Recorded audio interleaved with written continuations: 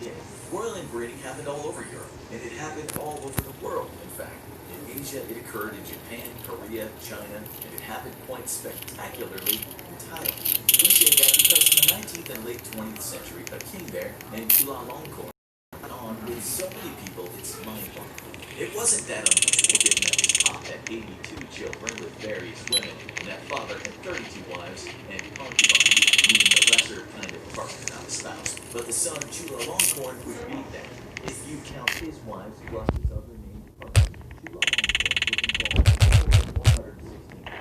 That's where perhaps it gets even stranger, because his four wives were all his sisters. You heard that right. He got hitched and had children with his father's own girls. And with those sister wives, as well as with his consorts and concubines, he would have 77 of his own kids. The difference between a consort and a concubine, by the way, is that a consort is more like a minor wife, not just a partner. Let's now see what happened to some of those kids that he had with his half-sisters. Well, there was Princess Nari Ratana. She was ill all her life and died at age 8. Her brother, Prince Tribej-Rupamadamram, died at 6. Then there was Prince Siriraj Kakuravan, dead at 2. In fact, if you look at his children who actually survived childbirth, many of them died while they were still kids. If you look further at his long list of children, what you see is a pattern.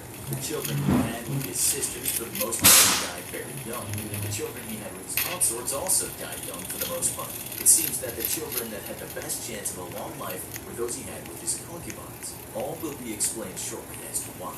Moving away from royalty, most of you were sure to have heard of the British scientist Charles Darwin. When he wasn't writing about evolution, he was with his beloved wife, Emma Darwin, formerly Emma Wedgwood, Charles's first cousin. Prior to the marriage, Charles had no scruples about getting involved with his cousin. What concerned him more was the loss of screen time that the marriage would cost him, and also the fact that he'd have less cash to buy books. Nonetheless, they tied the knot and went on to have 10 kids. The problem was that some of those kids would not live very long. His second child, Annie, died just age 10 after contracting the scarlet fever. His son, Charles, died in infancy, and another girl died only after 2 weeks. Something that plagued Darwin was not only that he lost some kids early on in their life, but the fact that many of his children that grew up suffered from all kinds of life-threatening and strange illnesses. It was as if they'd been born with. Or, in his own words when he spoke of his kids, they're not very robust. 3 of those that did live a long time didn't have any children of their own, and it's now speculated that the fact that they were the result of inbreeding could have led to their inability to procreate. Darwin once said, in a moment of silence, "No rejection will not exterminate." At one point he wrote that one of his boys had cancer taking on very strong drugs, while another boy he said was making unnecessarily solid and sexually impulsive movements. What was happening to his children, he wondered. Then he began to think that it was somehow his fault for the decisions he had with his cousin. You see, he noticed that the plants were healthier than self-fertilized plants, so maybe marrying cousins he wanted wasn't such a great idea. At the time, the scientific community could only speculate that the consanguineous marriage, whether closely related, could result in things like deafness or blindness. But what if it could result in children being very sickly or even dying young? Darwin actually asked the government to try to stop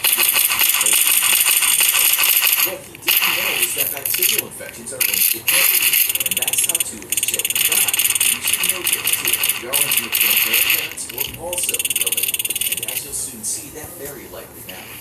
These days, 31 states in the U.S. ban marriage between first cousins, as do a handful of countries. So we should now ask, is there such a big risk if you marry your first cousin? That answer depends on who you're talking to, and that's because, well,